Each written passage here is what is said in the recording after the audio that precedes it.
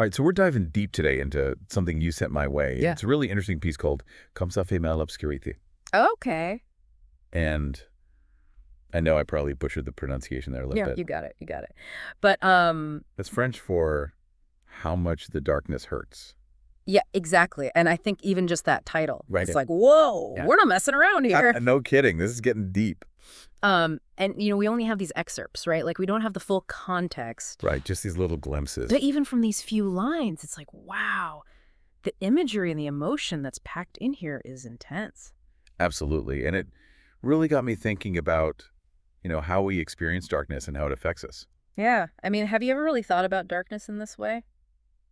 Not really until I read this piece. Me neither. I mean, one of the things that really struck me was how the writer describes darkness as this, like, I know, right? active force. It's not just the absence of light. It's like this entity. Yeah, there's these lines about darkness, engulfing sounds, and drinking light. Oh, yeah, those are powerful images. It's almost like darkness is this predator. Right, exactly. And it makes you feel kind of vulnerable, like you could be swallowed up. Right. And then there's this line that really sent chills down my spine.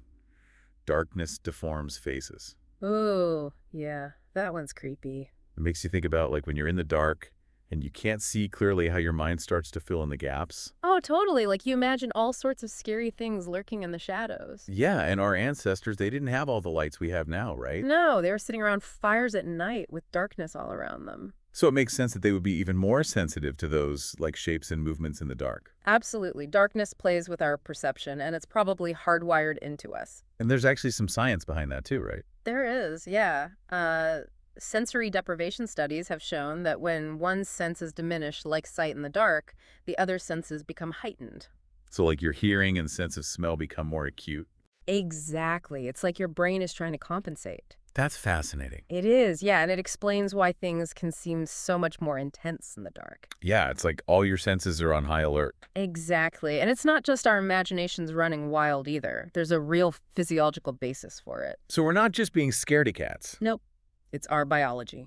I like that. But this piece goes beyond just the physical effects of darkness, right? Oh, absolutely. It really delves into the psychological and emotional impact. Yeah, there's that line, darkness keeps me away from you. When I am little, I am scared. When I am weak, I tremble. When I am lost, I cry.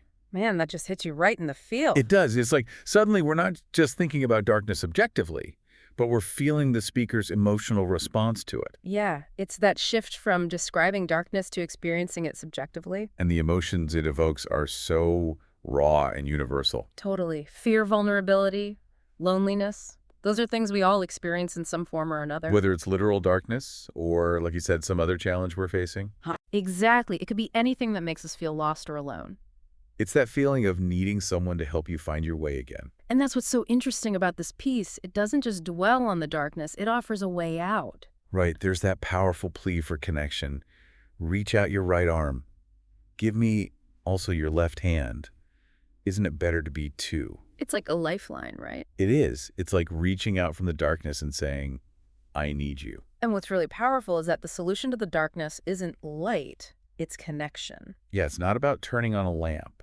It's about reaching out to another person. And that's something we can all do regardless of our circumstances. Exactly. We all have the power to offer support and comfort to others. And to seek it out when we need it. And I love how the piece ends with a question, isn't it better to be two? It's like an invitation to think about how we face our own darkness.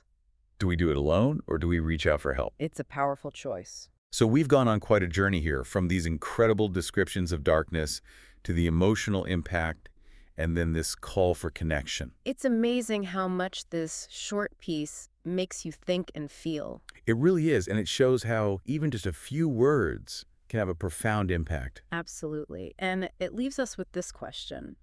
How do you seek connection and support when you're facing your own darkness? It's a great question for all of us to consider. And maybe something we can all reflect on a little bit. Absolutely, because sometimes the most powerful insights come from the most unexpected places. That's the beauty of art and language. Yeah, it can really open our minds and hearts to new ways of seeing the world. And to connecting with each other. Exactly, and that's what makes this piece so special. Couldn't agree more. Well, this has been a really thought-provoking deep dive. It has. Thanks for sharing this piece with me. Of course, and thanks for joining me on this journey into the darkness. Anytime. And to all our listeners out there, thanks for joining us and keep exploring. Keep those lights on. Or maybe reach out for a hand in the dark. Exactly. You never know who might be there to help you find your way. Until next time. Take care. Bye. Bye.